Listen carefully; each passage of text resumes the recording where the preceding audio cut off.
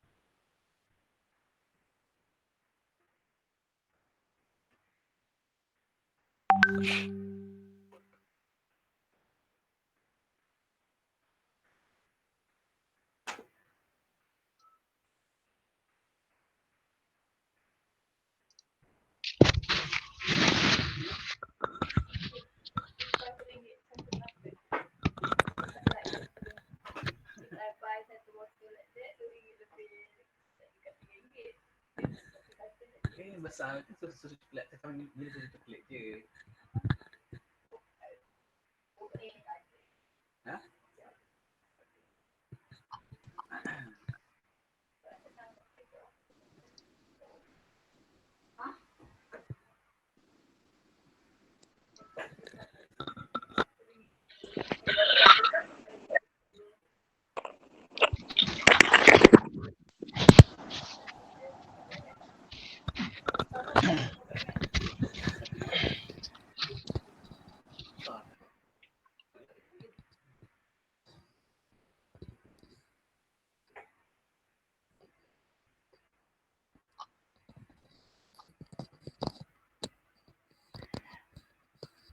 Mirul, rasanya dalam pukul 2.10 kita mula-mula kot.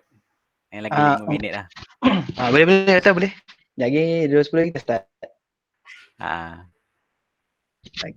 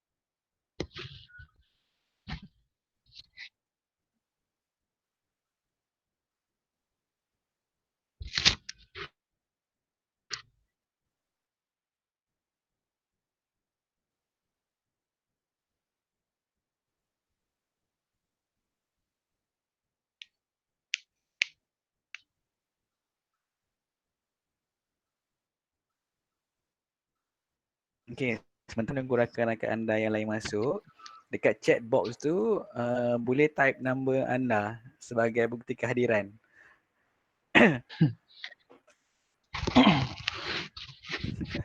Malah.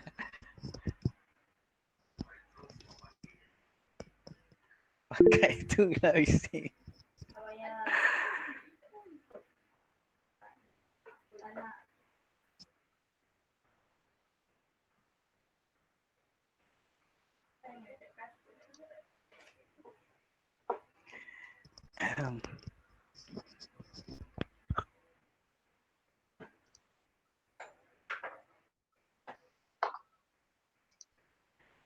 Okay, kita mulalah. 1 minit lagi ke 2.10. So kita akan mula dulu lah. Okay, sementara rakan-rakan yang lain masuk, saya pun dah bagi link dekat grup. So mungkin dia akan join kemudian kot. Okay, Assalamualaikum warahmatullahi wabarakatuh dan salam sejahtera. Terima kasih kerana sudi join kelas kita pada petang ni. Okay, so pada petang ni kelas kita akan dihadiri oleh seorang jurutera daripada JKR, Jabatan Kerja Raya Malaysia di KL, yang mana akan berkongsi dengan anda mengenai satu topik dalam infra, iaitu mengenai dengan jalan, reka bentuk jalan. So beliau, saya kenalkan dulu so beliau adalah Amirul Izzat, bekas pelajar UTHM dan juga seorang bekas pelajar FCAS lah dulu, sekarang dah jadi FCAP. So sekarang dulu FCAS yang grad pada tahun 2012 Amirul. Ya betul. 2012 2014. 2014. Okay, 2014. So beliau grad pada 2014 dan sebelum join JKR beliau telah bekerja dengan HLE HLE ke apa? Ya, HSSI. Consultant. Okay. Consultant HSSI. Sebagai seorang jurutera jalan juga sebelum beliau berkhidmat di JKR. Okey, tanpa membuang masa, pada petang ni saya menyerahkan kepada saudara Amirul untuk berkongsi dan juga untuk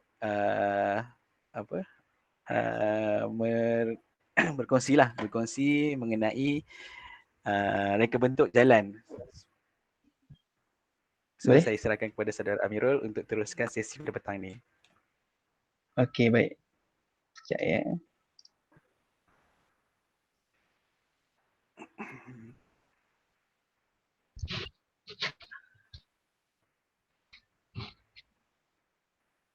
Okey. Doktor nak check dapat tengok slide tu? Slide dapat tak? Dah. Dapat nampak. Sekejap saya ni.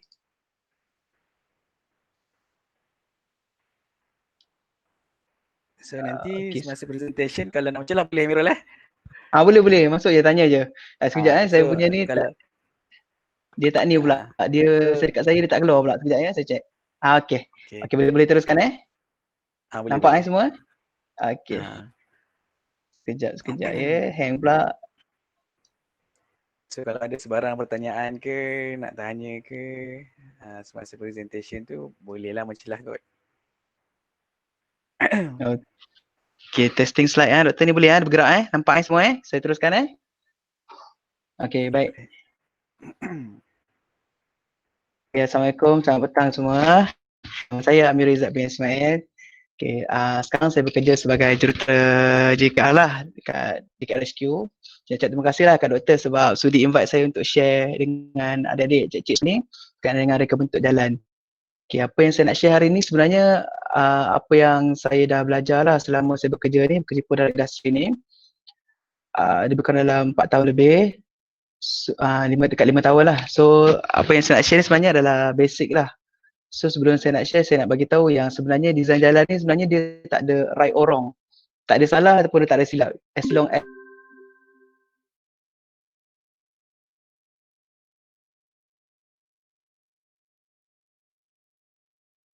dan juga dari segi keselesaan pemandu. Kalau macam kita design structure, kita ada pengiraan-pengiraan dia. Drainage pun ada pengiraan dia. Tapi untuk yang design jalan ni sebenarnya the less calculation. Yang tu yang best bila kita design jalan ni sebenarnya. Okay. Doktor dengar doktor Semua dengar Dengar. Teruskan. Okay. Dengar. Okay. Sekejap. Slide tak bergerak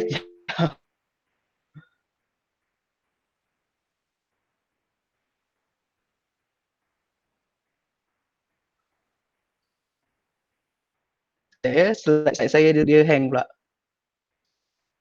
Okay, baik. Dalam hari ni apa yang saya nak share dengan cik-cik semua ni adalah kandungan kita punya pembelajaran lah. Saya akan tunjuk sampel projek. Lepas tu kita akan belajar mengenai apa itu horizontal dan apa itu vertical. Kemudian kita akan tengok sikit lah apa itu typical cross section dan last kali tu kita akan proses design lah. Baik, dari segi proses design ni sebenarnya saya nak tunjuk macam mana penggunaan software. Tapi disebabkan dalam saya punya laptop ni tak ada dia punya software dia sebab saya buat kat PC. So saya boleh tunjuk melalui AutoCAD je. Saya harap AutoCAD tak slow lah waktu saya tunjuk nanti, waktu saya present nanti. Okay, baik, kita akan tengok dulu. Okay,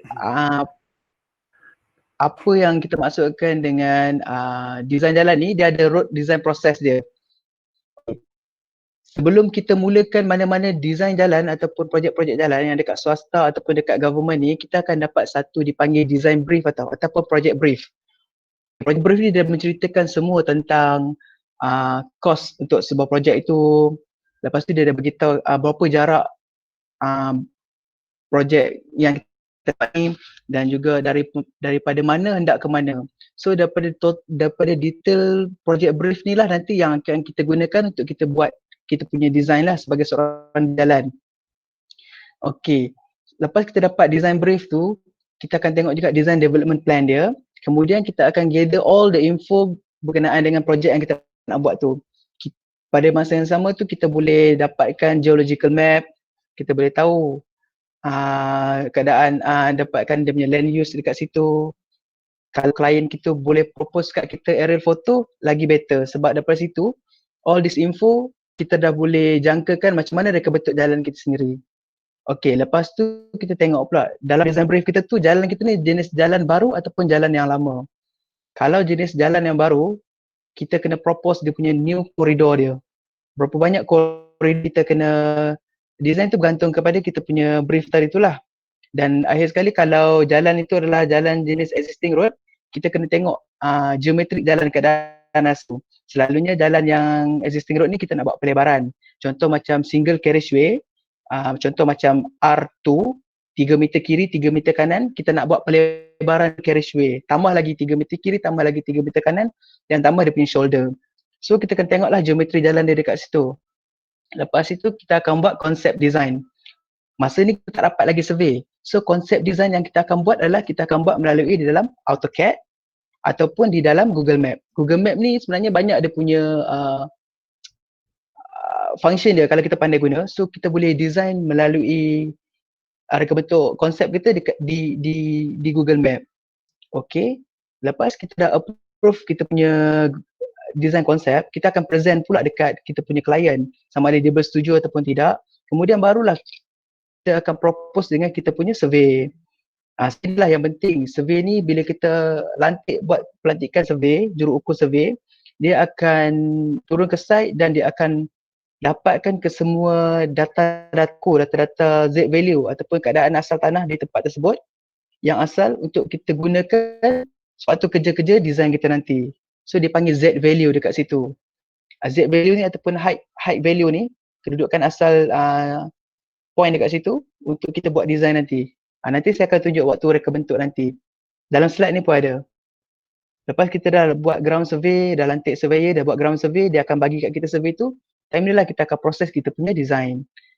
Kita akan mulakan kita punya prelim design dengan kita akan design horizontal design. Horizontal design ni lah saya cakap tadi tu, waktu kita design konsep, kadang-kadang kita tak dapat tahu yang kedudukan tinggi dah keadaan kawasan tersebut. So bila kita dah dapat survey, di horizontal ni lah, di prelim ni lah yang kita boleh tentukan, kita boleh design dengan lebih better kita punya jalan tadi tu.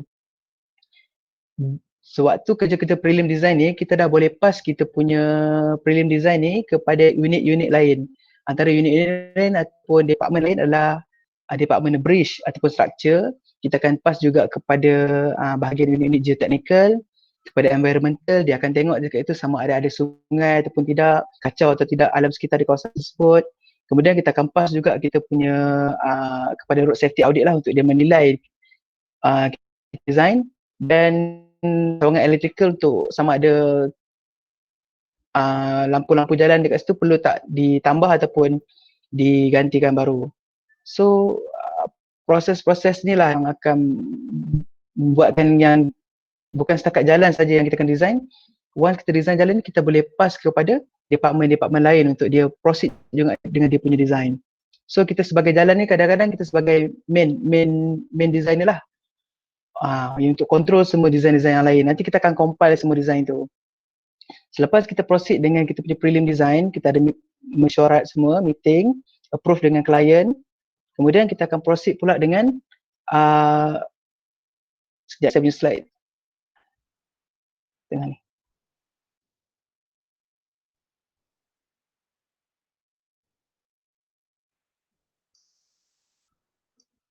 Okay, kita akan proceed pula dengan detail design. Detail design ni lah, bagi detail design untuk jalan, kita ada pertambahan daripada segi design, drawing road marking, kita ada drawing traffic management plan.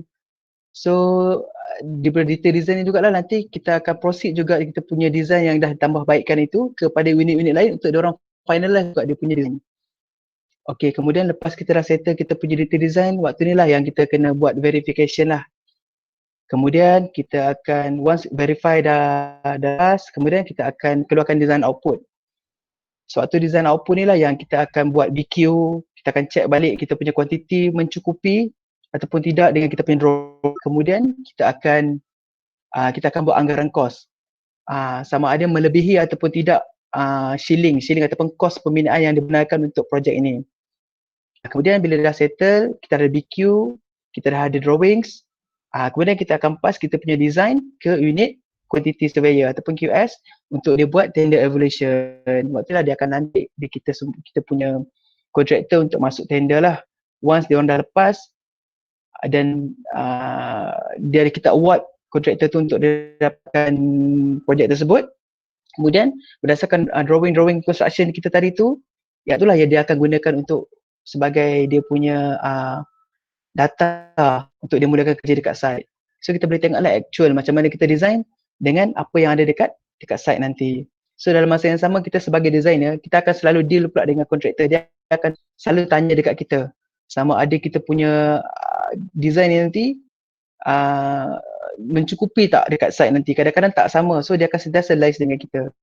So kita sebagai designer akan respon balik ke semua reka bentuk kita tu nanti. Baik. Macam saya cakap masa mula-mula tadi, design reka bentuk jalan ni sebenarnya dia tak ada right or wrong. Dia sebenarnya lebih kepada safety dan lebih kepada panggil keselesaan pemandu lah. Tapi yang penting kita punya design itu mestilah mematuhi kod-kod amalan di dalam reka bentuk jalan. Okey. Tak kisahlah di JKR ataupun di konsultan luar sekalipun, kebanyakan design akan menggunakan pakai arahan teknik jalan yang JKR telah sediakan untuk follow balik jalan-jalan reka bentuk jalan di nation ni lah. Selain daripada tu ada juga penggunaan rim untuk double check balik kita punya design, dan kita juga ada Ostroad, Australia punya design lah, tapi kita tak guna pakai Ostroad tu buat comparison saja dari segi design. Baik. Kalau kita tengok di sini adalah kod-kod amalan yang digunakan dalam reka bentuk jalan. Nombor satu tu adalah paling penting, a guide on metric design off-road. Dalam ni dia menceritakan macam mana kita punya start horizontal, vertical, macam mana side distance, profile, semua ada cerita dalam ATJ ni. So ATJ 8/86 ni, siapa-siapa yang nak jadi designer jalan, yang ni kena hafal. Supaya kita boleh, bila orang tanya, kita dah boleh hafal dah benda-benda ni semua. So begitu juga nombor 2 adalah Guide of Design Intersection 1187, yang ni untuk di simpang lah, persimpangan. Selain itu nombor 3 Temporary Sign and Work Zone Control, yang ni lebih kepada TMP, Traffic Management Plan, yang mana nanti waktu construction macam mana you all nak susun balik kon-kon tu, apa had limit yang dibenarkan sewaktu construction, macam mana you nak provide barrier, dalam ni semua ada cerita. Lepas tu untuk yang keempat tu Traffic Control Device, Roadside Furniture ni lebih kepada roadside furniture lah ataupun road marking. Selain tu kita ada juga RTVM untuk kita guna untuk kita punya design, Manual on Pavement Design ATJ 5/85. Sekarang kita dekat JKR ataupun dekat swasta sekarang ni pun yang saya tahu kita design sekarang menggunakan this ATJ lah, ATJ 5/85 pindaan 2013, yang mana ada penggunaan pavement dia menggunakan clock. Okey, kemudian kita ada highway capacity manual, kemudian ada guideline untuk presentation drawing macam mana. Kita juga design drainage Mukasma. Okey, kemudian kita pass this one 11 ni adalah RSA punya guideline. Kemudian yang lain-lain tu section penyediaan section 1, 2, 3, 4 ni lebih kepada kerja-kerja waktu tender nanti. Okey, saya proceed. Okey, baik. Sekarang saya akan tunjuk contoh projek yang pernah saya design dulu sewaktu di swasta dulu, iaitu projek reka bentuk jalan Guntung Dalam T140 dekat Terengganu. So kalau siapa orang Terengganu dia boleh tahulah, boleh ingatlah kot jalan ni kat mana. Okey, dan masa yang sama dekat sini saya nak ajarlah macam mana nak baca drawing jalan tu macam mana. Baik, kalau semua orang pernah tahu untuk projek ECRL, okey sekejap ya. Lebih.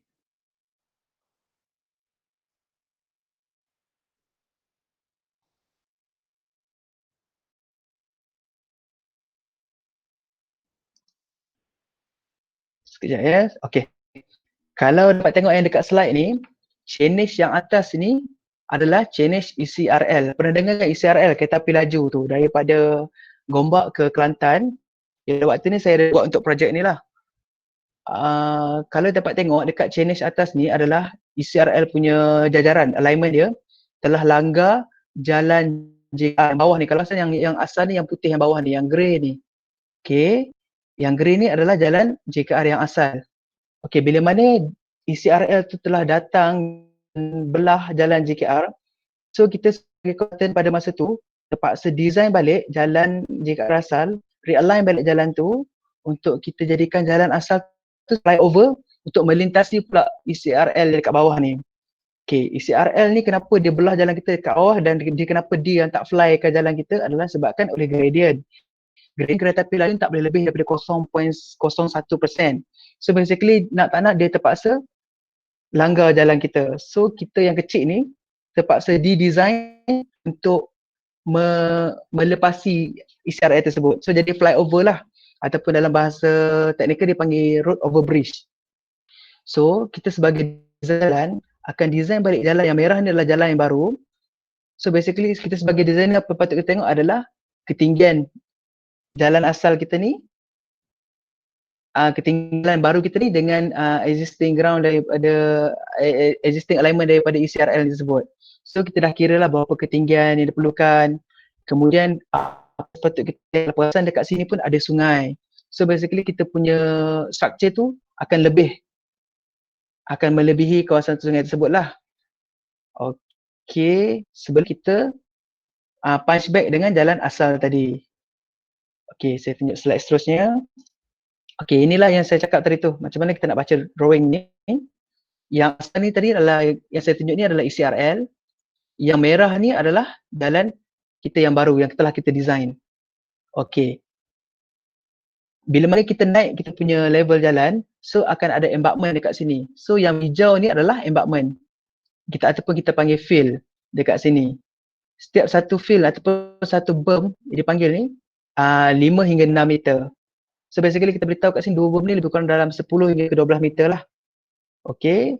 Dekat sini kalau perasan yang 1P1, P2 ni dipanggil structure. Structure untuk jambatan tu lah. Kalau kita baca dekat this one yang plan, yang bawah ni adalah dia punya profile lah. Kita boleh nampak dekat situ P1, P2, P3 dan P4. So ada 4 kita punya beam dekat situ. Dekat sini pun kita ada sungai dan sini adalah kita punya ECRL. So daripada sini kita boleh tahulah kita punya design tu perlu melepasi ECRL dan juga kita punya sungai. Okay. Teruskan.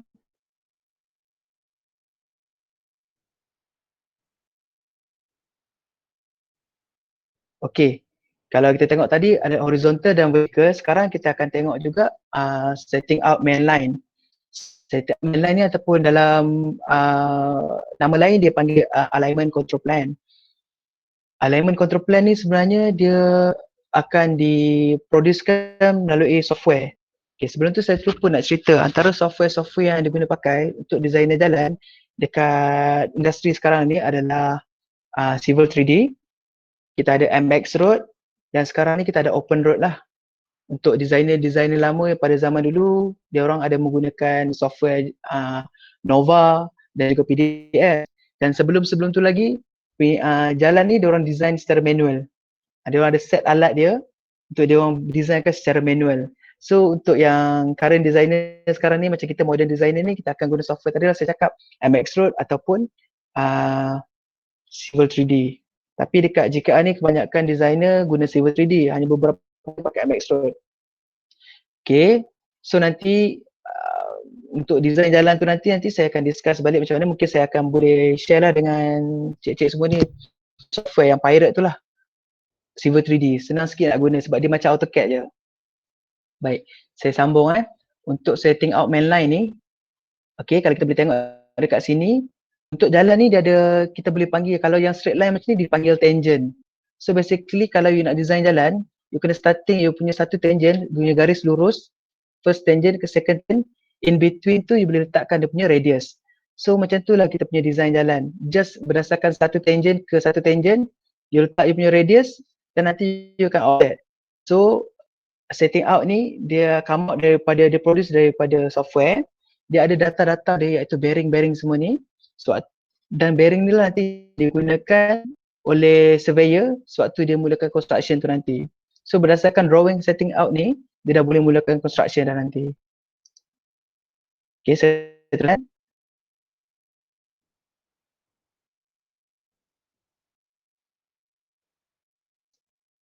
Okay, ni contoh setting out dekat U-turn. Inilah saya cakap tadi, akan ada semua dia punya bearing dan dia punya data-data lah, radius. Dia akan semua dia keluarkan daripada software benda-benda ni. Dan benda-benda item-item ni akan digunakan oleh kontraktor nanti.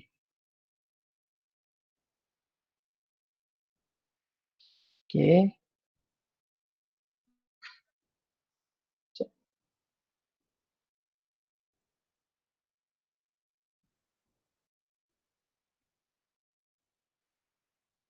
Kejap ya, saya punya PowerPoint. Okay. Ini adalah contoh typical cross section yang kita guna untuk projek tadi lah, T140 Jalan Guntung Dalam tadi tu, dekat structure.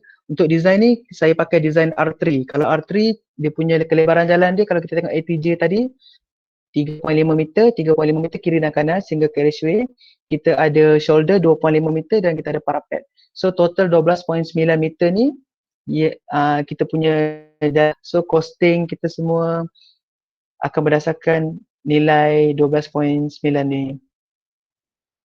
Dan kita akan pass kita punya design ni kepada bridge engineer dan dia akan design dia punya bridge pun berdasarkan kita punya kelebaran yang telah ditetapkan oleh kita tadilah sebagai designer jalan. So dia akan follow kita. Okay, baik. Setelah kita tengok tadi macam mana cara nak baca drawing ataupun the real drawing jalan, saya akan tunjuklah dekat adik-adik semua, cik-cik semua ni berkenaan dengan itu horizontal alignment. Apa benda yang ada dalam horizontal alignment, kemudian kita akan tengok vertical pula. Okay, saya.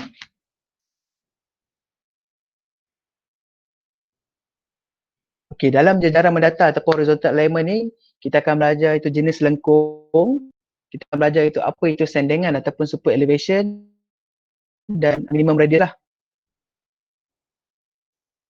Okay. Okay, ini adalah bentuk jajaran mendata. Kalau pandangan perspektif macam ni lah, waktu kita drive macam ni. Kalau kita boleh tengok dekat drawing yang sebelah kanan, gambar sebelah kanan tu, kalau perasan di semua jalan straight, kita panggil tangent. Dekat sini yang dekat belakang lori ni pun tangent, in between tu dia ada satu radius. Okay, so basically dekat sini pun sama, dia ada radius dan terus radius. Kalau macam ni dia panggil S-curve lah, S-curve design. Baik. Okay, jenis lengkung. Okay, lengkung untuk horizontal punya design dia ada dua, lengkung mudah dan juga lengkung peralihan.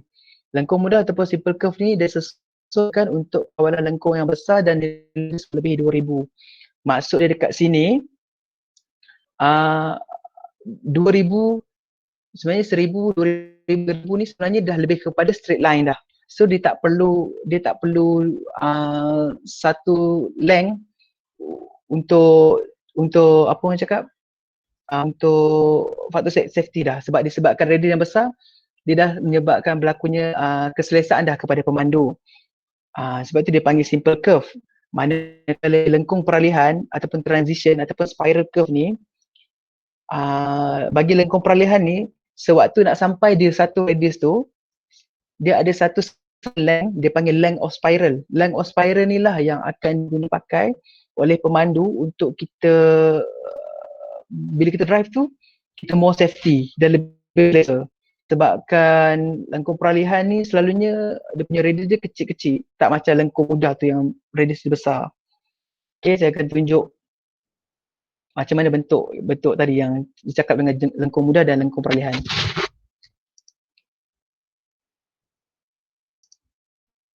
Okey, yang ni saya cakap tadi dengan lengkung mudah tu lah. Macam dalam elemen control plan tadi, kita ada satu tangent dan tangent. Waktu kita design nanti pun kita akan buat tangent, satu tangent, kedua tangent. Tangent yang bertemu sesama tangent, tangent first dan tangent kedua ni, dia akan panggil intersection point ataupun IP. So, dekat sini, in between tangent tadi saya cakap akan ada satu radius. So, inilah radius yang kita pakai. Berjejari mungkin lebih daripada 2000. So tak perlu letak dia punya spiral. Okay, tak faham saya akan tunjuk dekat sini lengkung peralihan. Okay, kat mana spiral tu tadi? Macam tadi dia straight saja. Satu tangent, satu IP ke satu IP ada satu radius untuk yang simple curve. Manakala bagi lengkung peralihan ni berjejari berubah ni, dia akan ada satu dekat XS ni, satu XX ni, satu dia panggil tangent, dia panggil spiral. Spiral ni adalah certain length yang kita gunakan untuk berlakunya transition sebelum kita nak turn. Maksudnya sebelum kereta pemandu bila kita drive, bila kita perasan, sebelum kita turn tu, dia ada satu macam certain length untuk memastikan kereta kita ni more to safety lah, bersedia untuk kita turn. Okay, itulah gunanya untuk lengkung peralihan ni ataupun spiral ni, spiral curve. Okay, saya teruskan. Nampak? Okay. Alignment control plan lah yang saya cakap tadi. Ni yang real keluarkan daripada software Civil 3D. Ini starting point kita punya design. Kalau perasan kalau software Civil 3D ni, dia yang bagus ni adalah ditunjuk dekat kita. Kalau macam warna merah, ini adalah tangent. Kalau macam warna hijau, kalau perasan dekat sini dia ada satu certain length of spiral lah. Inilah yang hijau spiral sebelum radius. Spiral yang pertama sebelum dan spiral yang kedua selepas kita radius. Okay, certain length ni bergantung kepada kita punya di dalam ATJ kita lah. Contoh dia radius kita 300, kita punya length of spiral kita 33 sebelum dan selepas. Certain length tu perlu diletakkan dalam software sebab tu kita design nanti. Okay. Okay, kalau macam ni, contoh simple curve. Dia merah, yang tangent yang merah ni, kita terus curve biru dan dia terus merah balik. Dia tak ada length of spiral tadi sebab radius dia tinggi yang ni. Radius dia melebihi 2000 lah. Okay, saya teruskan.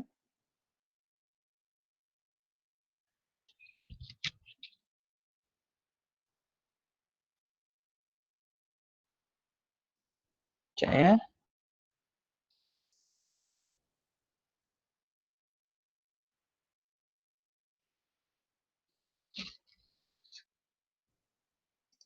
Sekejap.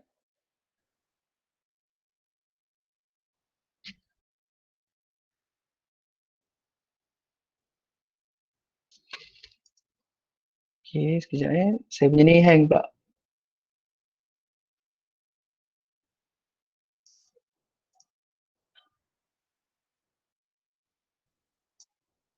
Super elevation. Okay. Jajaran mendatar lagi, horizontal. Tadi kita dah belajar lengkung, sekarang kita belajar sendengan lah, super elevation. Okay, apabila kenderaan bergerak daripada jalan lurus, seterusnya menyelekoh, sampai dekat corner, dia terdapat 3 daya yang bertindak terhadap kenderaan tersebut. Yang pertama sekali adalah daya empar ataupun centrifugal force, yang daya tu melintang keluar. Kemudian adalah komponen berat kenderaan yang bertindak kat bawah, dan akhir sekali adalah geseran ataupun skid antara pembukaan tayar dan jemputan kita sendiri. So ketiga-tiga item ni lah yang akan ada di dalam kita punya super elevation. Okay, nanti saya tunjuk gambar.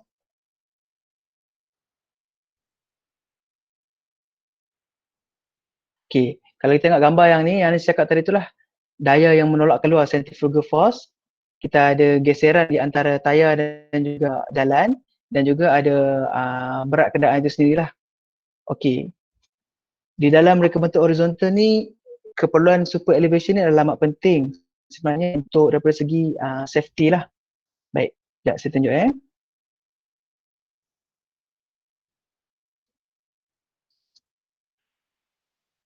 Super A ni diperlukan sebenarnya untuk kita mengelakkan kenderaan kita daripada terbalik ataupun tergelincir sewaktu kita memandu. Sebab tu super ini kita perkenalkan dekat kawasan selekor peralihan ataupun transition curve. Okey, dia mengambil kira perkara-perkara berikut. Reka bentuk lengkung kita, reka bentuk kita punya curve, kemudian kemungkinan kenderaan yang bergerak perlahan menghalang ke tengah jalan. Kemudian kita akan tengok juga kestabilan kenderaan berat melalui lengkung dan juga nilai maksimum sendengan lah untuk rural 0.1 ataupun 10% dan juga urban road 0.06 ataupun 6%.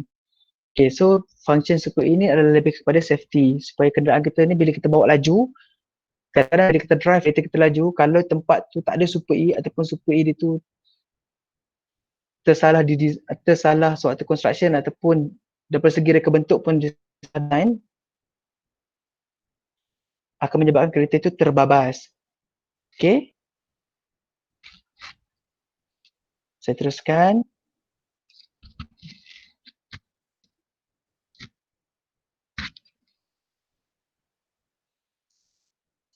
Okay, kalau kita tengok gambar ni, ini adalah elevation transition. Yang ni macam mana kalau kita nak baca super elevation lah dekat kita punya drawing nanti.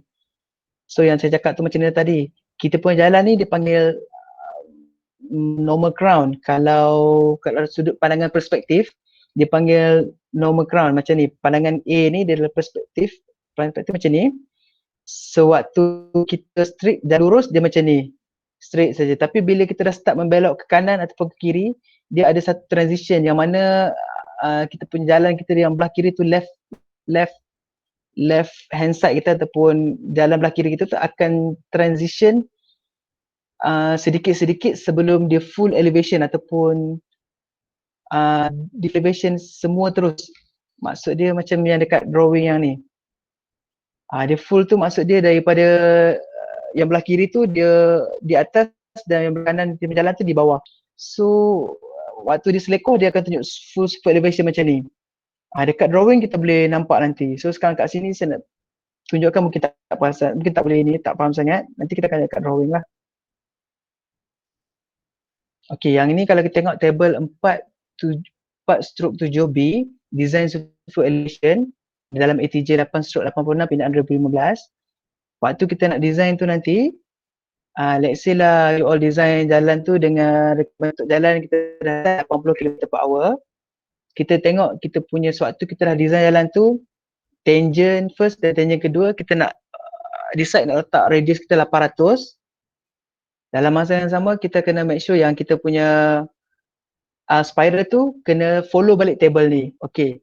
Untuk macam mana cara nak baca adalah kita akan tengok dekat sini V 80 km/h dekat sini kotak yang ni dan kita tengok kita punya radius kita berapa. Kalau kita decide nak letak kita punya radius kita 800, kita akan boleh baca terus silang dia. Tengok macam ni. Untuk radius 800 dengan speed 80 km/h, dia punya super elevation dia adalah 4.1 ataupun 0.41% kat sini. Dan berapa dia punya spiral, tengok sebelah dia. Kalau untuk single carriageway, dia punya length of spiral sebelum radius kita tu 30 dan selepas 30. Maksud dia dekat sini, tangent kita first, tangent pertama, kemudian kita ada satu length of spiral 30 meter, kemudian kita ada radius 800 meter dan kita akan ada length of spiral nombor 2 sebanyak 30 meter. Dan seterusnya kita akan jumpa tangent kita balik. So kita akan berpandukan design inilah nanti for elevation nanti. Okay, itu cara macam mana kita nak baca dia punya table ni. Okay, saya teruskan.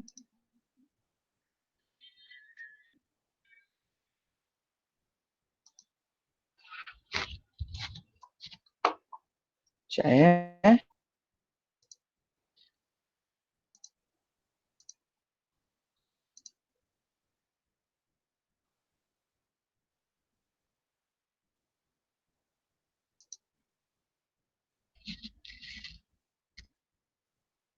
Sekejap ya, saya punya ni hang. Okay.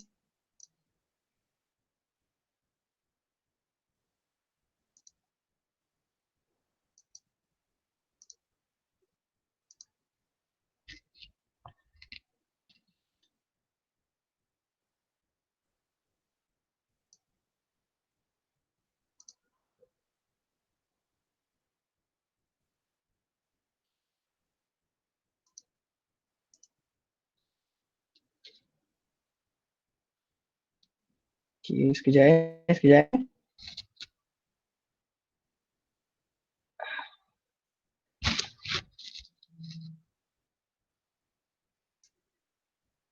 Dia tak boleh buka yang table tadi, dia terus ke jajaran menata minimum radius. Saya proceed ke minimum radius Okay. Kalau tadi tu, kalau previous punya gambar tu, dia punya gambaran sebenar daripada software untuk kita baca kita punya super elevation punya diagram lah. So sekarang ni saya akan ceritakan pula berkenaan dengan minimum radius.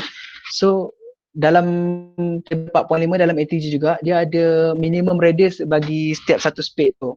Sebagai contoh kalau speed kita 30, minimum radius juga 30. Manakala bagi design speed yang telah kita design 40 km per hour, dia punya minimum radius dia kalau Super E 0.06 55, kalau Super E 0.08 50 meter, kalau Super E 0.10 45. Okey, tadi saya masa Super E tadi saya tak sempat nak cerita macam mana pemilihan untuk super elevation ni. Untuk kawasan rural, kawasan kampung, kita akan gunakan super elevation sebanyak 10%. Manakala kawasan bandar dengan high speed yang tinggi, contoh macam di highway kita akan guna minimum speed adalah 0.06%. 0.08% ni digunakan di kawasan luar bandar rural yang mempunyai terrain yang berbukit, dia ada faktor-faktor safety dia yang diperlukan untuk kita digunakan 0.08 ni. Tapi yang selalu kita gunakan dalam reka bentuk adalah 0.10 dan juga 0.06 di urban dan juga di rural. Masuk dia kat sini, this adalah sampel untuk kita gunakan pemilihan kita punya radius. Tapi jika kita boleh pilih radius yang lebih besar daripada nilai radius maksimum, lagi better lah. So kenderaan design kita ni lebih selesa dan selamat. Ni sebagai guideline kita je. Contohnya macam 10 km, minimum dia berapa. Tapi kalau kita boleh design lebih daripada itu lagi better.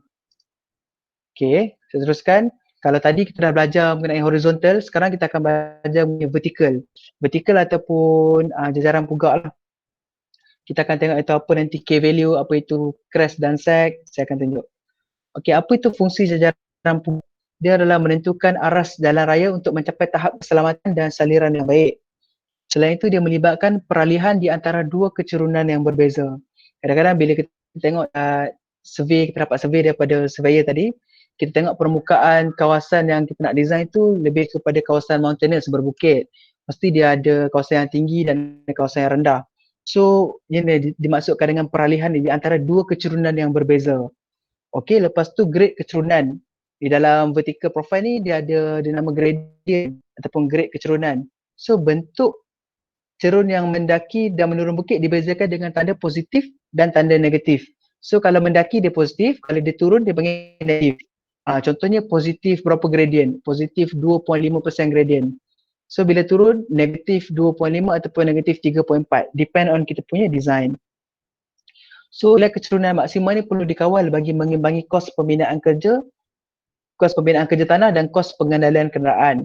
Apa yang dimaksudkan dekat sini adalah bila mana kita design jalan tu, kalau existing road tu dah memang rendah, contoh dia macam existing gradient dekat situ 2.5%, kita tak perlu design sampai maksimum, contoh macam 6% pula dekat kawasan tersebut.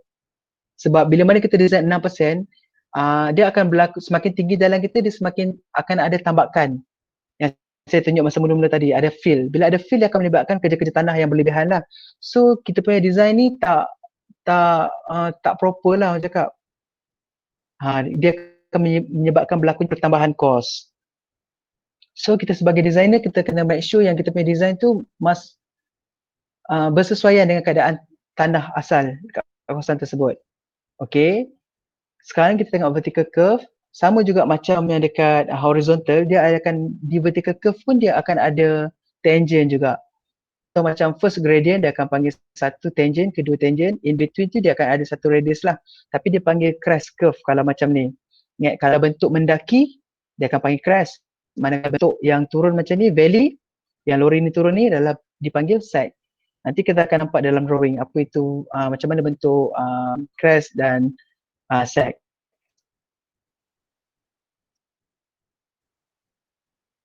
Okay, jap saya proceed.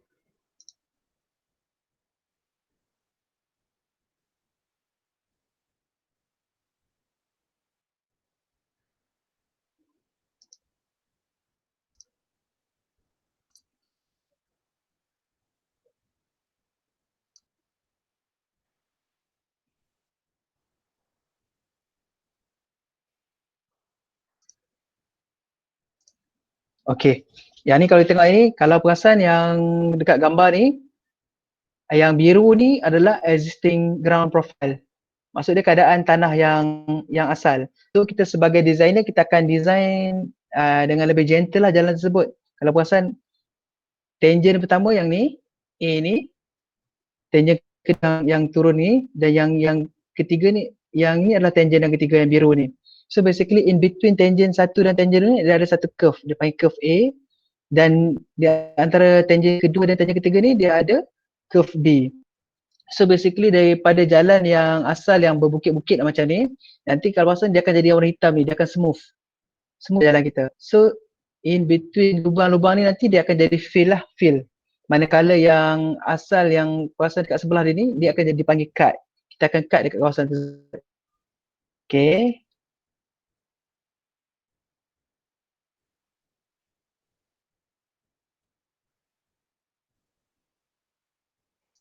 Ya. Okay, yang ni kalau keadaan sebenar dalam bentuk kita, dalam kita punya software, macam ni. Yang merah ni adalah kita punya existing profile as round. Masa ni kawasan berbukit lah. So yang biru ni adalah kita punya design yang baru. So kita boleh nampak dekat sini nanti akan ada fill, embankment dekat sini, dan dekat sini kita akan ada cutting. Kita akan cut bukit yang kat sini.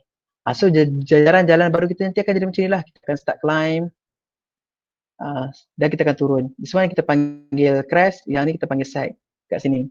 Dan masa sini lah contoh dekat design ni adalah jenis R5 dengan hal laju 70 km/h. Dekat sini dia punya sag dengan crest dia lepas, kalau tengok dekat table tu nanti, dan dia punya gradient dia adalah 6% untuk maksimum dan minimum dia 0.5%. Okay, ni lah bentuk keadaan sebenar waktu dia bentuk jalan lah dalam software. Okay, maximum grade. Maximum grade kalau kita tengok dekat sini, table ni pun sama. Dia berdasarkan kita punya design speed kita dan juga jenis terrain ataupun jenis rupa bentuk kawasan kita nak design tu. Okay, sebagai contoh kalau kita tengok sini jenis jalan kita, katakan saya design SR2 dengan speed 50 km/h. Saya tahu, saya dah pergi site, saya dah tengok dekat kawasan tersebut adalah jenis mountainous, jenis rolling. Saya punya maximum design speed saya sebab tu saya design nanti saya tak boleh melebihi 10%. Kalau kawasan tersebut adalah kawasan mountainous berbukit, contoh macam dekat Terowongan Karak tu, kawasan berbukit, maximum gradient tak boleh melebihi daripada 14%. Okay, yang bawah ni adalah jenis R3 dan R4. Ini dia ada juga, dia punya berapa dia punya speed, jenis terrain kita, dan berapa maximum gradient yang bersesuaian digunakan di kawasan tersebut. So kita sebagai designer awal-awal ni kita kena dah stick dengan kita punya decision lah dekat sini. Kita dah kena ambil siap-siap dah. Okay, yang tadi maximum, sekarang minimum pula. Desirable minimum grade adalah 0.5% sahaja. Sebab ni untuk drainage purpose. Lepas tu 0.35 di ban, kecuali kita punya pavement nanti tu, dia punya crown tu akan tinggi sikit lah. Okay, sebab apa keperluan dia perlu 0.5% dan ke atas ni? Sebab kita tak nak air kita tu nanti bertakung. Kalau kita perasan bila mana lepas hujan, kalau kita drive kereta, kalau kita tengok kawasan tu bertakung, berkemungkinan dia punya minimum grade dia dekat situ less than 0.5% ataupun 0.35%. Sebab air dah tak boleh nak flush ke kiri, ke saliran kiri dan kanan. Sebabkan itulah minimum grade tu tak mencapai. So ingat nanti bila mana nak design nanti, make sure you all design untuk minimum gradient adalah 0.5 dan ke atas. Okay.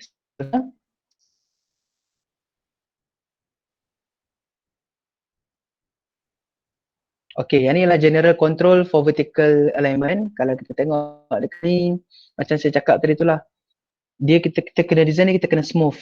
Good design macam belah kanan ni. Rupa bentuk yang sama, Tapi you all design kat sini, dia punya grading dia sepatutnya should be same lah, sama saja. Tak perlu naik turun, naik turun. Dia tak ada bumping, sekejap bumping, naik balik, sekejap bumping, naik balik. So dia ada poor design lah. Dia akan menyebabkan ketidakselesaan kepada pemandu dan juga dari segi safety tak amat bahaya lah. So untuk yang good design, kita kena design yang lebih proper lah. Straight line saja boleh, sampai ujung. Sepatutnya design untuk vertical. Okay. Okay, ni saya cakap tadi tu lah. Taper length. Tadi kita dah belajar horizontal, vertical. Sekarang kita akan belajar sedikit berkenaan dengan taper length.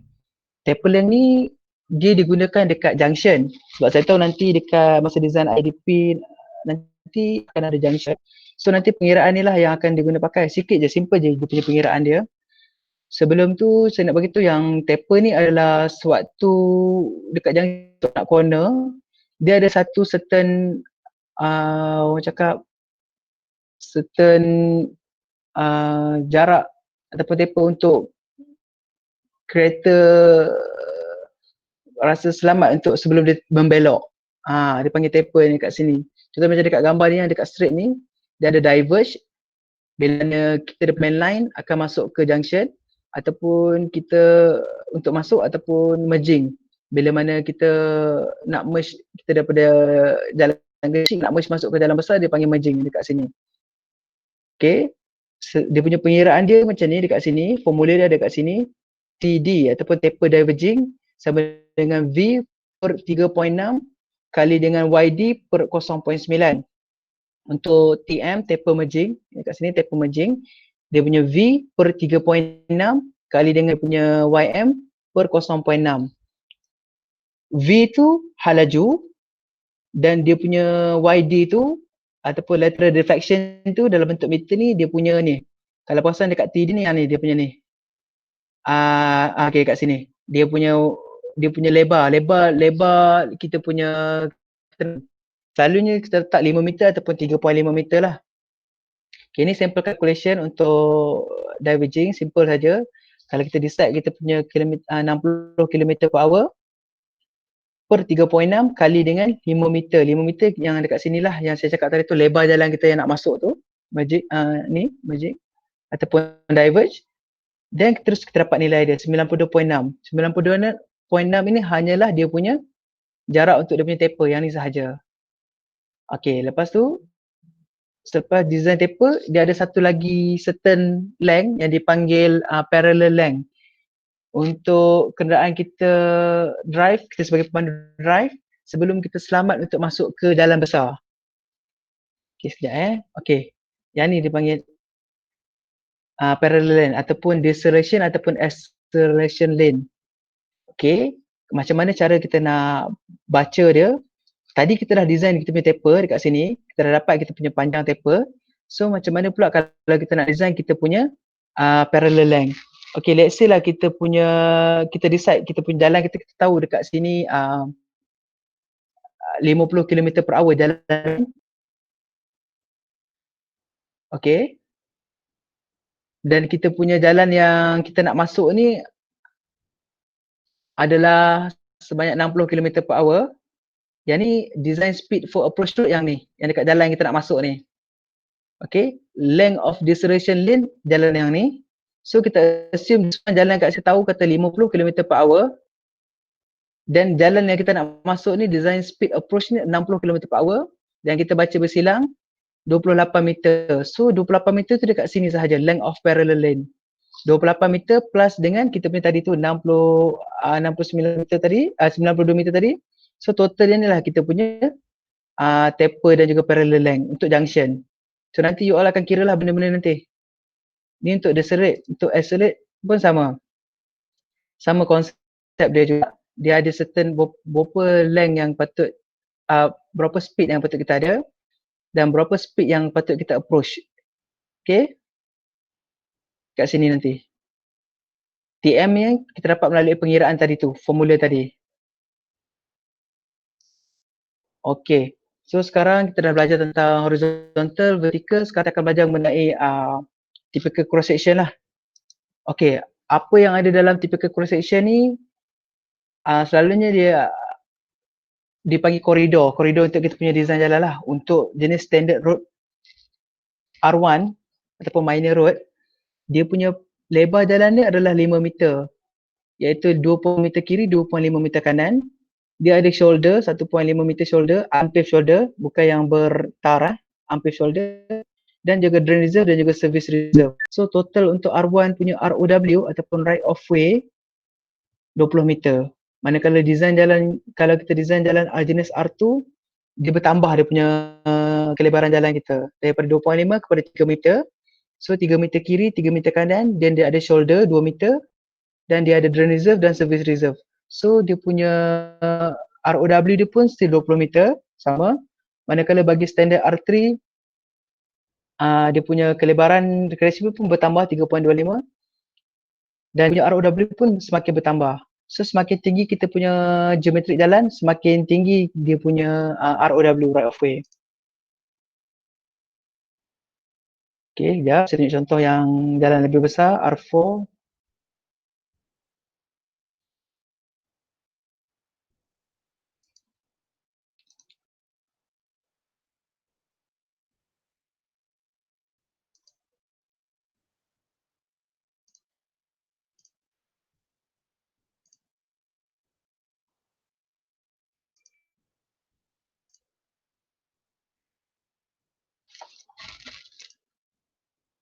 Sekejap ya. Saya punya ni hang pula, kejap ya.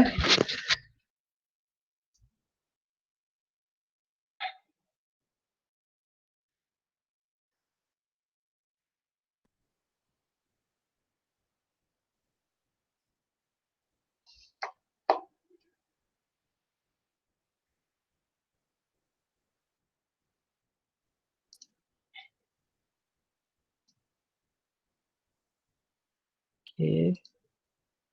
Okay, ni standard R1. Okay, ni standard R4 yang cakap tadi tu. Yang ni half daripada dia punya design.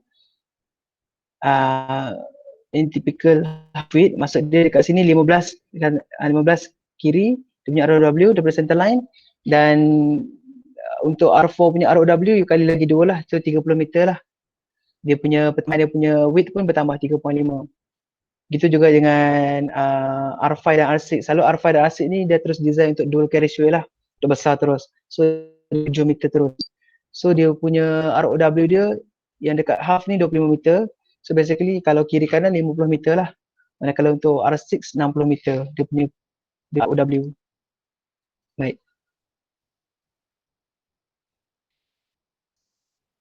Untuk pavement. Sekarang kita akan tengok pavement. Dekat JKR ataupun dekat konsultan dekat luar juga pun, dia design jalan sekarang yang saya cakap tadi tu, dia pakai flexible pavement lah, jenis katalog. Okay, so ni antara manual-manual yang kita boleh pakai lah. Selain tu kita ada juga design guide for alternative pavement structure low volume. Yang ni spec dia, ni standard spec untuk roadwork untuk flexible pavement. Yang ni yang cakap design untuk low volume tu lah. Okay, selection of pavement type ni ditentukan oleh kita punya volume dan composition traffic kita. Kemudian jenis-jenis tanah kita, soil karakteristik, kita akan tengok kita punya subgrade tanah tu dia punya CBR ratio dia tu berapa, 5% ataupun 12%. Kemudian juga ditentukan juga oleh weather, cuaca. Selain itu maintenance dan juga service life cost. Okay. Okay, ini adalah normal cross slope. Yang saya cakap tadi tu dekat pandangan perspektif, dia ada 2.5% kiri, 2.5% kanan. Yang ni dia panggil normal crown. Okay, dekat dalam kita punya pavement kita ni, kita akan ada wearing dan binder yang atas dua ni. Wearing dan binder ni dia panggil asfalt lah, asfalt. Dan juga kita ada road base, kemudian kita ada sub base dan kita ada subgrade.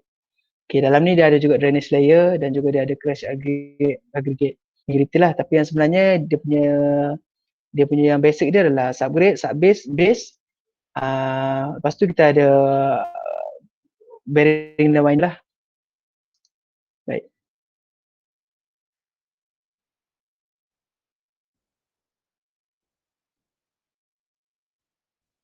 Ya. Okay, lane width, marginal strip. Marginal strip ni, okay.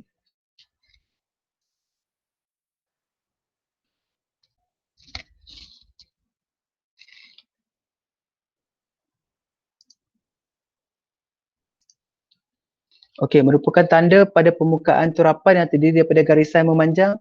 Dia berfungsi untuk mengawal aliran trafik dan memberi amaran kepada dan maklumat kepada jalan raya, kepada driver. So fungsi marginal strip ni untuk kita sebagai orang kata apa? Untuk kita kawal kita punya kenderaan kita supaya tak terbabas masuk ke lane sebelah. So dia garisan jalan ni terdiri daripada garisan putus dan tidak putus ataupun kombinasi kedua-duanya. So fungsi lane width ataupun marginal strip ni pentinglah dalam kita punya reka bentuk jalan kita nanti. Okay, lane width dan marginal strip ni dia pun ada dia punya certain dia punya width dia ataupun lebar dia berdasarkan dia punya kita punya design standard kita. Sebagai contoh kita punya jenis design kita R6. Lane width kita adalah 3.65, lebar, besar jalan kita dan dia punya marginal strip pun besar, 0.5 meter. Begitu juga dengan design tu standard yang lain, contoh macam R3, kalau kita punya design jalan kita 3.25, marginal strip dia 0.25. Okey. Manakala bagi jenis R1, dia tak ada marginal strip. Kalau kita perasan jalan-jalan dekat kampung yang berkelebaran 5 meter, dia selalunya tak ada dia punya marginal strip. Memang tak ada sebab dia follow the total two way. 5 meter tu total two way. Kalau kereta berselisih pun boleh mengelak kiri dan kanan sikit. Tapi dia tak ada dia punya marginal strip. Dia start marginal strip bila sampai R2 ataupun U2. Okay, ini adalah contoh typical jalan untuk R2, jalan K14 di Kedah. Ini marginal strip yang saya cakap tadi tu, diperlukan kita design dan ini kita punya jalan kita 3 meter. 3 meter kelebaran jalan kita. Bila mana ada akses untuk masuk ke rumah orang, must make sure that you punya garisan daripada marginal strip ni akan ada putus-putus. Supaya kita tahu jalan tu dibenarkan untuk masuk. Saya teruskan shoulder.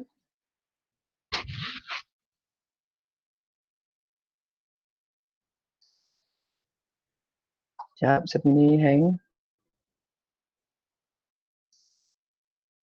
Okey.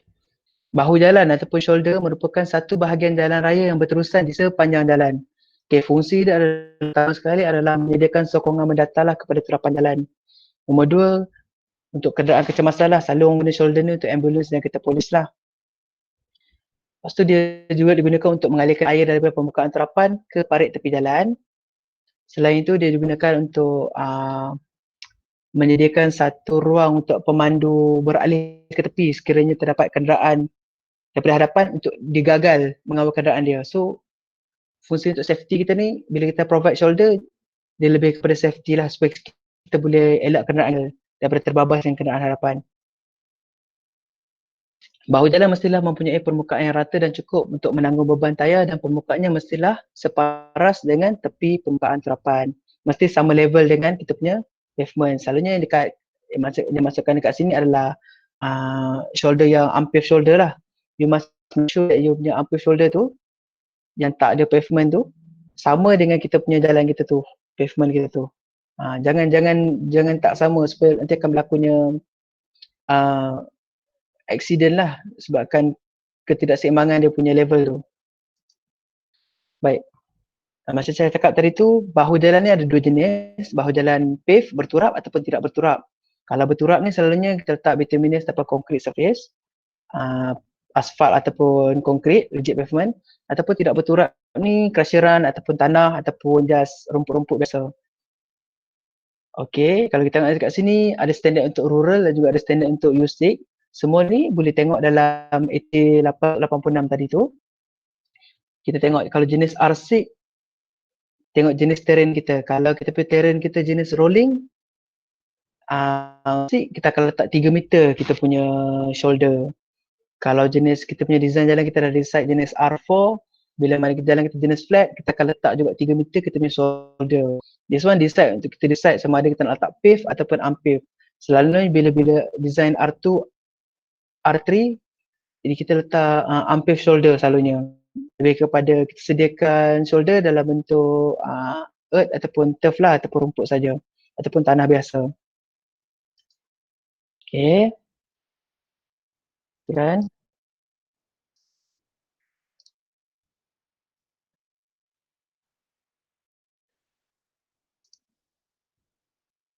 Okay.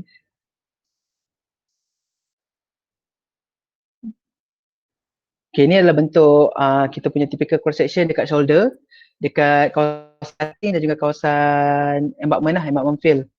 Okay, ini kita punya carriageway, kita punya air crossfall tadi 25% tu dia mengalir ke tepi. Yang ni kita punya usable shoulder, kita sama ada paved shoulder ataupun unpaved shoulder. Kalau dalam gambar ni jenis paved shoulder. Kemudian kita ada sikit rounding dekat kawasan ni dan kemudian kita ada guardrail. Okay, yang dekat sini kawasan ni dipanggil cut nanti, dekat kawasan yang tinggi nanti dipanggil fill. Macam inilah bentuk dia. Kita punya pembukaan jalan. Untuk kawasan dekat fill, kita guna nisbah 1:2. Dekat kawasan di embankment, kita akan guna nisbah 1/1.5. Okay. Yang ni contoh typical cross section untuk U5 speed 80 km/h. Shoulder 3 meter, yang ni lane width 7 meter. Dibahagikan juga dengan pembahagi jalan jenis guardrail. Okay. So perluan untuk ni diperlukanlah kalau jenis speed, kalau dual carriageway macam ni. So bersesuaian jugalah untuk digunakan sebagai laluan motosikal. Pemandu pun, motosikal pun boleh gunakan. Baik, saya teruskan. Curb. Okay, curb kebanyakannya diperlukan di kawasan, di jalan raya di kawasan bandar.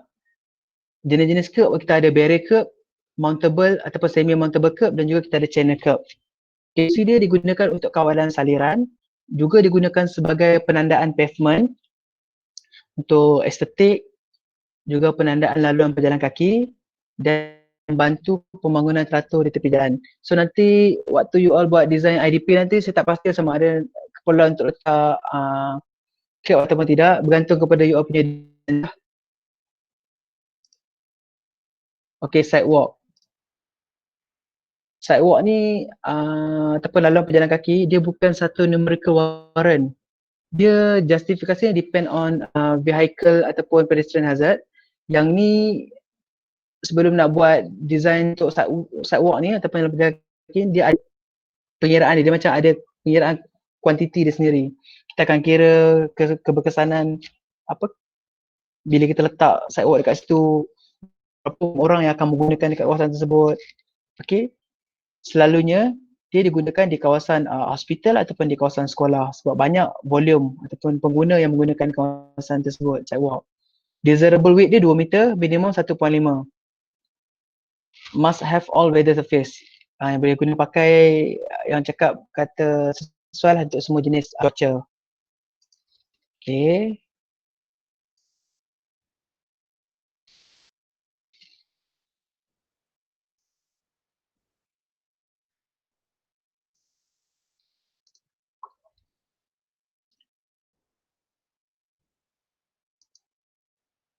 Okay, median.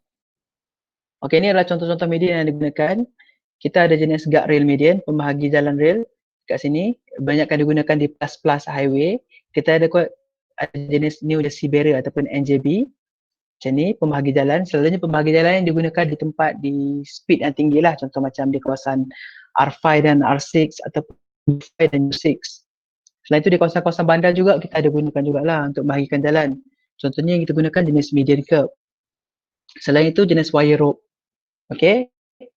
Ini adalah jenis-jenis pembahagi jalan ataupun median yang kita guna pakai dalam suatu bentuk kita.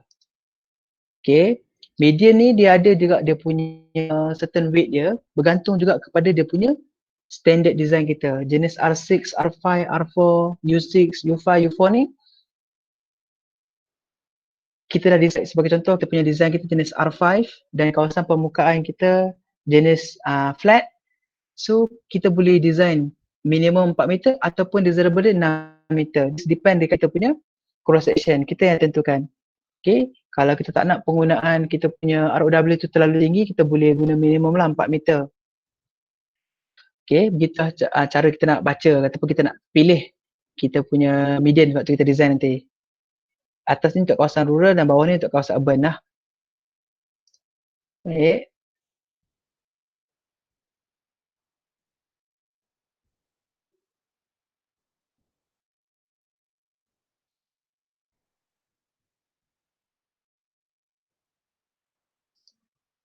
Okey, sekarang kita akan tengok contoh projek bahagian reka bentuk jalan zon tengah. Ni projek sewaktu saya kat JKR pula lah. Contoh macam mana yang apa itu, macam mana bentuk brief tu kita dapat dan apa yang patut kita buat selepas tu. Ni saya akan tunjuk contoh. Okey.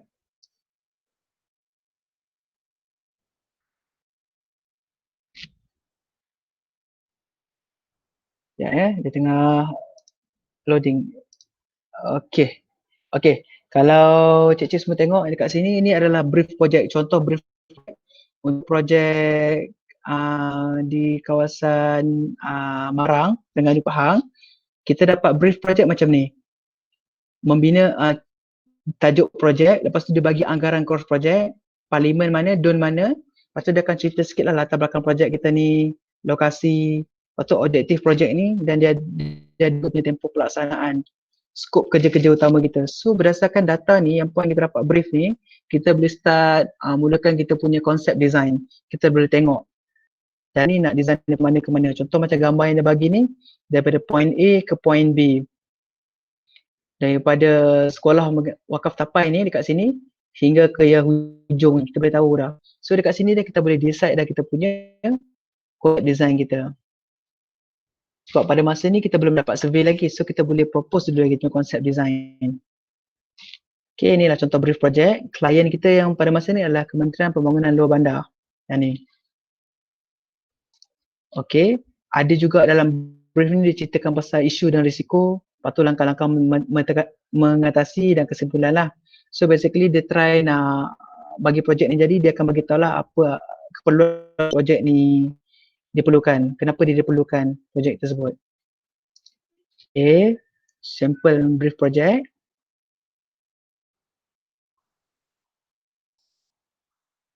Sekejap ya, saya punya belum masih loading.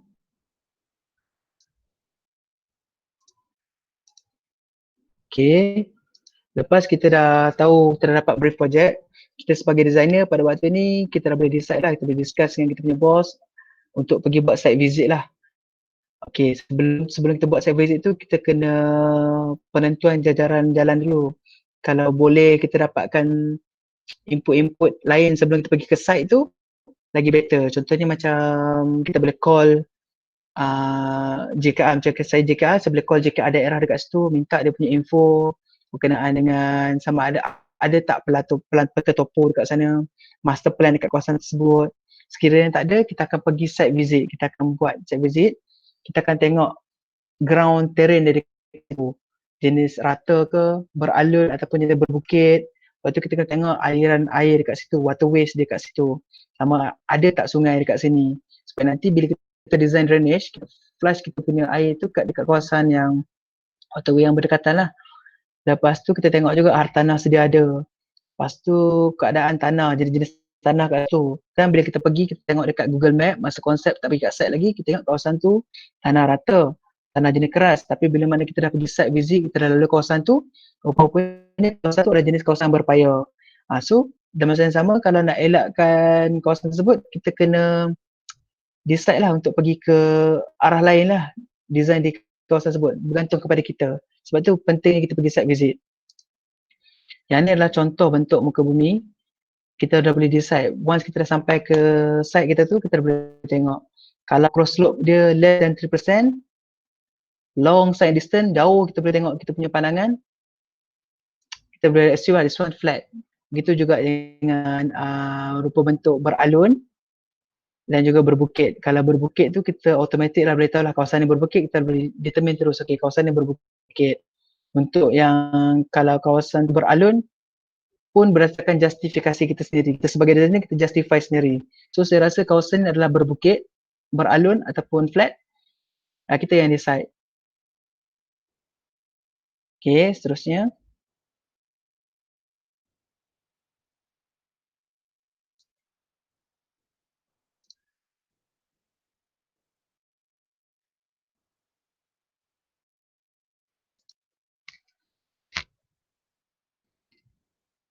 Okey, sekejap ya.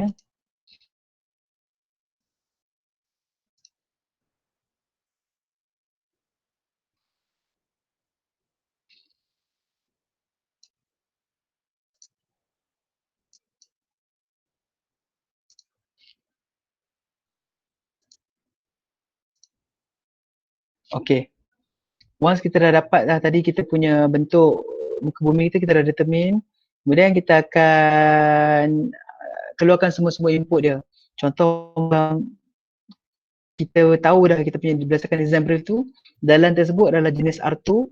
Okay, so kita dah keluarkan dia punya info-info berkenaan dengan R2 punya item info dalam satu table lah. So kita boleh tahu kalau R2 terrain dia jenis apa. Kalau jenis flat, design speed dia berapa, 60 km per hour. Lepas tu kita punya cross section dia berapa, width dia 3 meter, marginal strip dia 0.25 meter. Dia ada juga dia punya shoulder width dia 2 meter. Kita dah keluarkan siap-siap dia punya uh, info-info SR2. Lepas tu untuk elemen design kita dari segi horizontal tadi tu, berapa dia punya minimum radius dekat Super E 10%, sebab kawasan ni dekat kawasan bandar, low bandar kan. So dia pakai maksimum Super E 10%, 115 meter. Kemudian maksimum grade kita tak boleh melebihi daripada 7%. Kemudian K value kita crash dan set dan 23. So semua info ni nantilah yang akan jadikan sebagai kita punya reference waktu kita punya design kita. So kita dah tak tengok dah yang lain sebab kita dah keluarkan awal-awal daripada ATJ kita tu. Okay. Macam saya cakap tadi, kita dah dapat dah kita punya brief sama untuk dia jajaran jalan kita daripada point A ke point B. So in between ke point A ke point B tu nanti, kita yang decide. Okay, contoh macam asal dekat sini kita ada 4 option.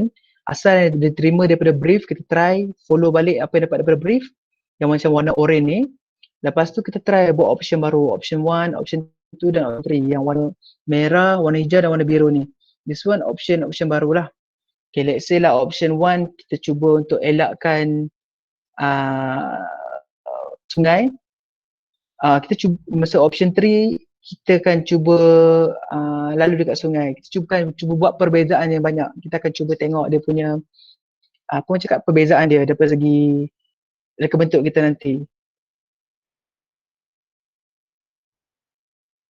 Okay, lepas tu kita akan buat dia punya table matrix lah untuk kita buat justifikasi lah panjang jalan kita yang asal berapa, option 1 ni berapa panjang dia dan juga sampai option 3 lah. Lagi banyak option lagi bagus. Okay, yang ni saya cakap lah design daripada Google Map. Kita boleh tahu bentuk gradient dia macam mana. Okay, kalau perasan yang warna orange ni dari segi horizontal dia kita buat daripada Google Map. Kat sini kita boleh tengok dia punya gradient dia macam mana dekat kawasan tersebut. Okay, gitu juga dengan kawasan jajaran tu. Okay, macam tadi dekat sini dia tinggi sikit. Kalau macam dekat sini untuk jajaran satu ni, contoh option 1 ni dia turun pula. So kita boleh determine sendiri. Kita boleh tahu permukaan tanah dekat sini dia menurun. So lagi banyak option lagi bagus. Tapi yang penting kita punya tu perlu mencapai objektif lah daripada point A ke point B. Okay, kejap. Dia hang.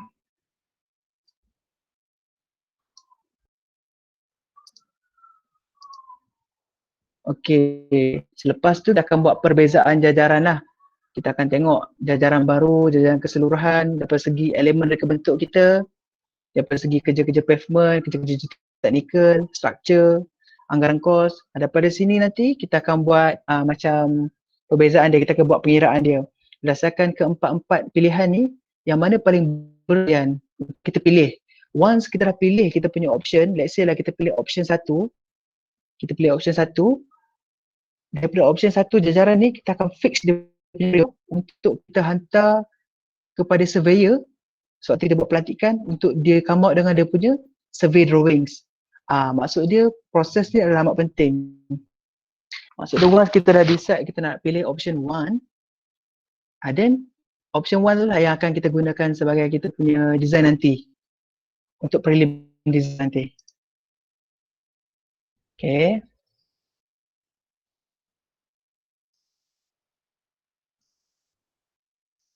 Teruskan.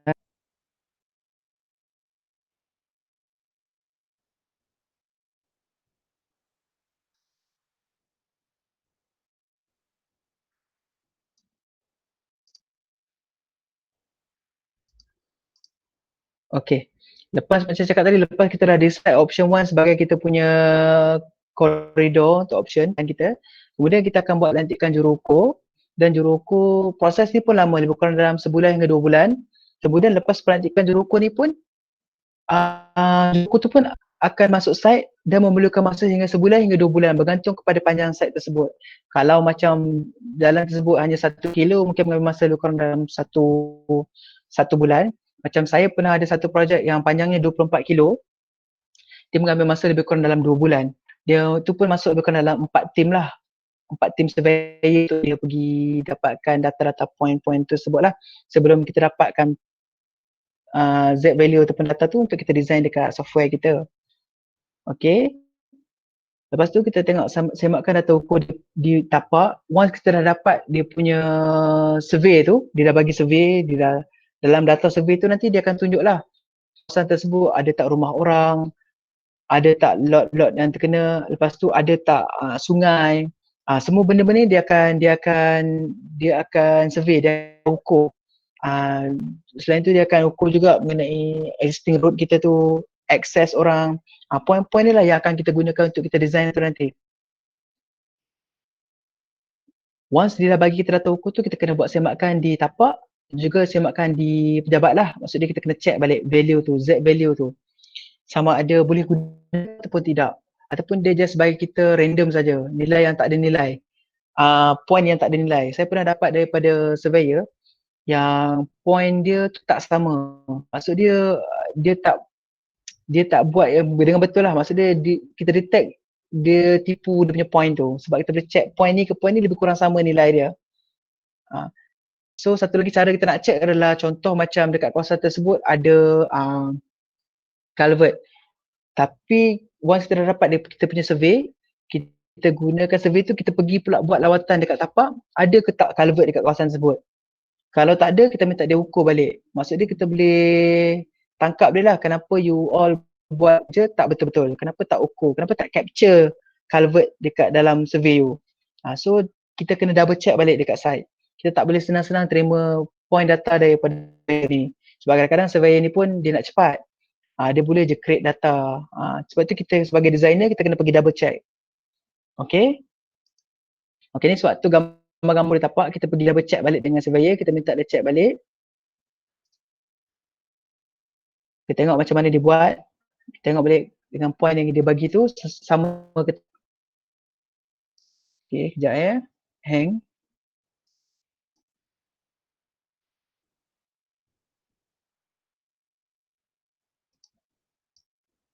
Okay. Okay, inilah data. Sekejap ya. Hang.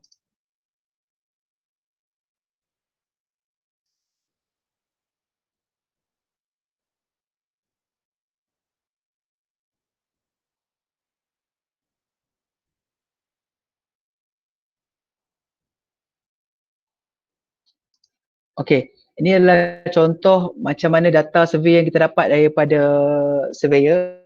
Maksud dia kita dah bagi suatu kerja-kerja pelantikan itu nanti, kita dah bagi dekat dia koridor. Macam saya ini projek dekat Putrajaya. Saya bagi contoh, saya nak panjang ni lebih kurang dalam 500 meter je lah. Tapi sebab design jalan ni adalah buat ramp lah. Daripada Putrajaya ni kita ada satu ramp turun. Tapi saya akan minta point dia daripada total ni kita minta besar sikit. So surveyor akan pergi site dan dia akan pointkan lah data-data tersebut. Dia akan ukur data-data tersebut. Dan color magenta ni adalah point Z value tu yang kita akan guna pakai untuk kita punya design nanti. Yang ni saya screenshot daripada saya punya komputer lah. So tak berapa nak jelas sangat. Okay, lepas kita dah dapat kita punya survey kita sekarang ni, yang macam saya cakap tadi tu lah, kita dah decide dah jenis reka bentuk kita. Kalau jenis R2 ataupun jenis U2 ataupun U3, kita dah decide dah. Kita tengok tanah kita jenis apa, keadaan permukaan tanah kita jenis apa. Kalau flat, kita boleh pilih 60 km per hour U3. Kat sini lah kita akan keluarkan poin-poin yang penting. Contohnya macam 3.5, dia punya carriageway, dia punya width dia berapa. Kita dah keluarkan siap-siap dah poin tadi macam cakap mula-mula tadi tu. So benda-benda lain yang tepi-tepi U5, U6, yang lain ni semua kita dah tak tengok. So kita hanya berpandukan satu sahaja lah. Okay, yang ni untuk yang jenis R1 atau hingga R6. Okay.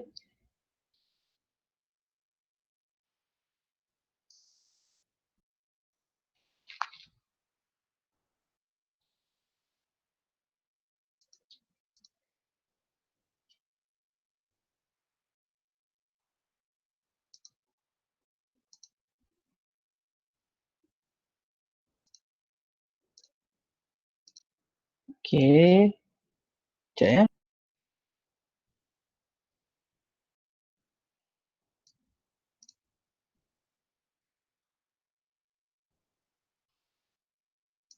Okay. Kalau tadi kita dah dapat kita punya survey data, sekarang ni saya just screenshot dulu macam mana saya masukkan import saya punya survey data tadi tu ke dalam PCN lah ataupun software. Saya design dekat sini ataupun waktu saya di consultant dulu saya guna software MX Road. Jadi saya pakai MX Road lagi. So benda pertama yang kita kena buat adalah kita kena import kita punya survey data tu. Point-point Z value kita tadi tu, kita import masuk ke dalam kita punya software. Okay, kemudian dia dinamakan satu lagi kaedah dia panggil triangulation lah. Triangulate software kita ni untuk kita memastikan kita dapat kita punya survey tu lebih accurate. Triangulation sekejap ya, tengah hang.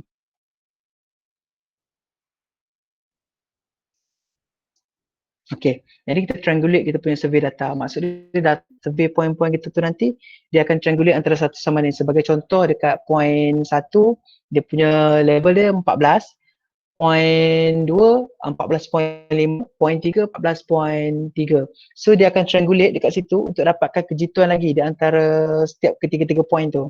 Kalau macam dalam gambar ni dia dah kawasan dia banyak. So dia pointkan banyak kat kawasan tersebut. Okay. Kemudian kita akan start design horizontal. Pada masa ni lah yang kita cakap tadi tu, kita letakkan satu tangent ataupun dua tangent kita. In between tu kita letak kita punya radius. Kita masukkan ke dalam software kita. Kemudian selepas kita dah design horizontal, kita akan design kita punya vertical. Okay, untuk di design dekat AutoCAD, kita boleh design untuk horizontal saja. Manakala kalau kita nak design dekat profile, kita terpaksa masuk ke dalam software. Okay, kejap. Naik.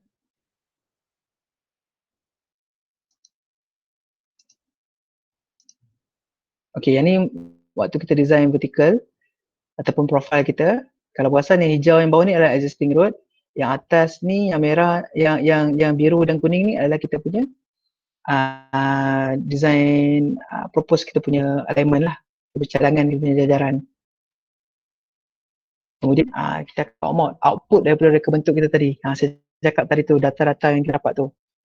Merah ni adalah tangent kita, yang putih ni adalah kita punya radius.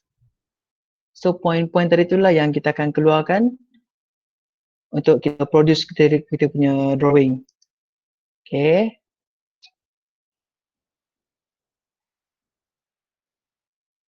Output daripada bentuk. Okay. Tadi dah keluar setting out ataupun alignment control plan, sekarang dia menjadi bentuk plan. Plan ataupun ni, dia akan keluar, lepas kita dah design, dia akan keluar kita punya embedment. Nampak dekat sini.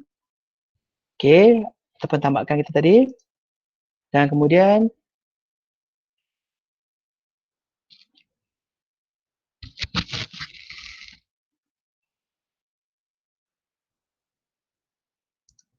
dia akan keluar dalam bentuk profile kita macam ni. Ini adalah contoh profile kita. Kenapa pendek? Sebab yang ni adalah RAM. RAM turun ataupun flyover lah dia panggil. Yang seperti tunjuk contoh Putrajaya tadi. Yang ni bentuk dia macam mana turun. So ini existing road atas ni, ini kawasan perumahan orang. Kalau kita pasang kat atas tadi. Dan dia akan start turun sebelum match balik dengan jalan asal. So gradient ni yang dekat existing yang minimum gradient ni perlu melebihi 0.5% dan yang tadi tu yang dekat sini tak boleh melebihi 7%. Okay.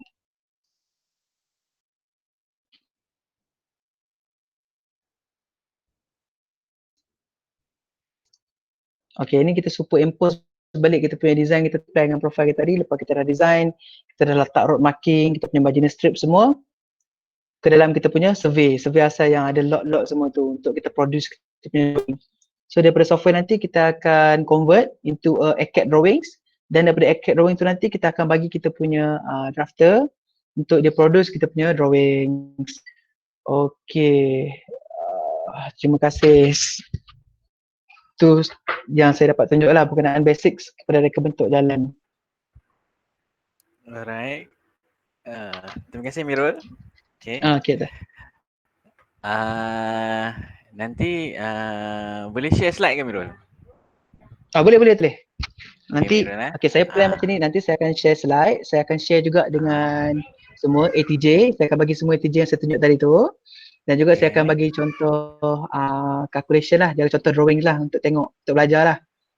Okay, alright. Terima kasih banyak-banyak. Okay, so Boleh. nanti bila Cik Amirul dah bagi semua dokumen kepada saya, nanti saya akan forward kepada anda semua untuk sebagai rujukan untuk anda reka bentuk jalan lah. Jalan untuk projek IDP korang. Okay. So ada sebarang soalan untuk bertanya sebelum Cik Amirul bersurat sebab Cik Amirul sekarang kerja ni dekat office ni. Saya dekat bilik meeting sekarang minta time off sekejap kepada bos bagi. So ada sebarang soalan, sebarang pertanyaan. Tak ada. Okay, so nanti untuk design jalan untuk bangunan korang tu, selalunya saya rasa bangunan dia R2 Amirul Ya betul.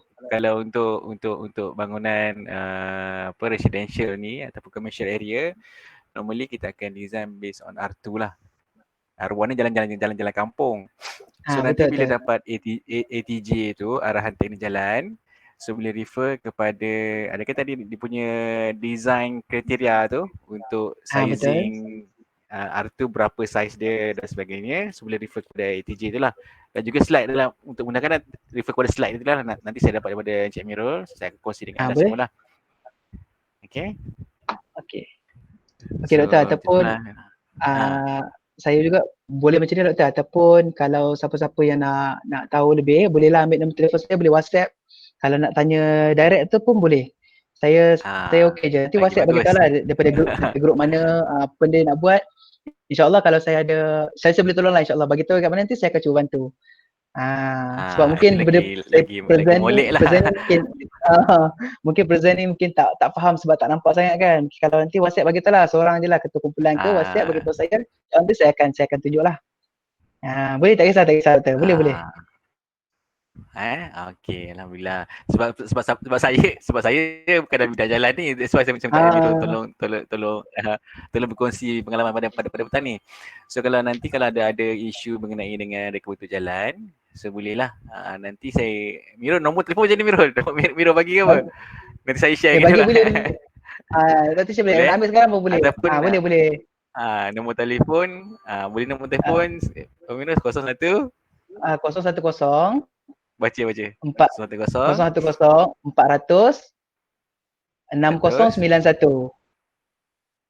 6091. Amirul. Okay, nanti you all message lah. Saya tulis dekat ni. Betul. Nanti WhatsApp je bagi tahu daripada mana betul nanti. Nanti saya tolong lah, tak apa, boleh.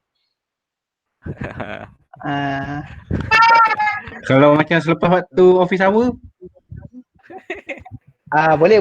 Bagi tahu je dulu. Tapi mungkin kalau selepas waktu offer, kadang-kadang kalau saya lambat jawab tu lambat sikit. Itu sorry lah Sebab kadang-kadang kalau ni saya nak buka balik you punya AuCAD ke dekat saya punya komputer ke, nanti saya tengok balik nanti. Waktu kerja lah, saya cubalah. Boleh. Untuk kepastian dulu. Boleh, tak apa. Tak ada masalah. Alright. Okay. Alright. So nanti kalau ada sebarang pertanyaan atau soalan, boleh WhatsApp kepada Cik Mirul lah. Boleh. So di sini saya ingin merakamkan terima kasihlah kepada Encik Amirul. Kalau tak kita boleh face to face secara fizikal, tapi kerana oleh PKP kita terpaksa maya lah. Betul. So nanti ini adalah perkongsian secara oleh industri bersama inilah kita mohon pihak industri untuk berkongsi dengan student-student lah. Ya. So nanti insyaAllah kalau ada peluang dan ruang masa lagi, so kita mungkin akan berkongsi, saya akan minta lagi lah pihak industri untuk berkongsi dengan anda semualah untuk sebagai nilai tambah. Sebab industri dia lebih tahu apa keperluan industri. Sebab di universiti mungkin more to theoretical part. Right. Betul. Okay. So saya rasa itu sahaja untuk pada hari ini. Okay. So sekali lagi terima kasih kepada Amirul kerana sudi berkongsi. So nanti bila dapat nota nanti saya akan bagi berkongsi dengan anda semua. Okay. Okay, saya pun nak ucap terima kasih lah dekat semua. Saya nak minta maaf lah kalau apa yang saya ajar ini mungkin tak dapat faham sangat. Tapi saya harap semua faham lah. Tapi nanti boleh contact saya tak kisah. Dan saya ucap terima kasih jugalah kat doktor sebab doktor sudi jemput untuk sharing knowledge dengan student-student ITHM. Okay. Terima kasih doktor. So ini sama-sama. Inilah semangat alumni ni. Nanti diorang pun nanti diorang pun crack. Nanti mungkin saya akan panggil diorang pula nanti. Terima kasih bang. Boleh. Sama. Terima kasih bang. Gambar dulu Gambar macam ni meh. Korang pun gambar guna ikon ni semua. Tak ada seorang kena pakai video. Tak buka video lah. Semua pakai ikon je. Okay, alright. So terima kasih. Terima kasih doktor. Terima kasih Amirul. Okay, sama. Terima kasih So kelas banyak-banyak. pada hari ni pun okay. Alright. So kita akan bersambung kelas pada minggu depan. Okay, so minggu depan saya akan berkongsi dengan topik water reticulation, water supply. Okay, last topik. Dan juga pada minggu depan ada test FCEE. Jangan lupa FCEE pada hari Sabtu. Hari Sabtu pukul 2 hingga 6 petang secara online. Dan satu lagi ada test IDP. Sepatutnya test IDP pada 12 pada hari Jumaat tapi telah ditunda kepada 19 hari bulan. Selamat sikitlah. Okay. Kalau tak Jumaat Sabtu ada test. So test IDP pada 19, test FCE pada 13. Okay. Book your time, free your time there. So make sure you are all available on that time, on that day. Alright. So nanti boleh juga kalau ada sesiapa group mana yang nak discuss tentang progress korang punya IDP, so boleh set the time dengan saya, so kita akan boleh buat private session untuk discuss korang punya progress. Okay. Ada sebarang soalan sebelum kita bersurai? Pada petang ni. Okay, sekali lagi.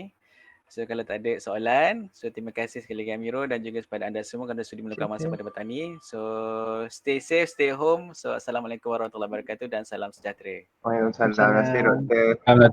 Terima kasih semua. Terima kasih bang. Terima kasih semua. Sama.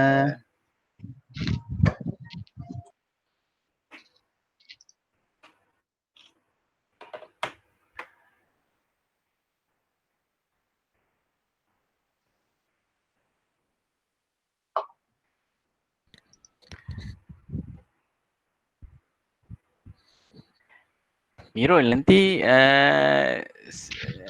surat saya bagi kemudian Tak apa.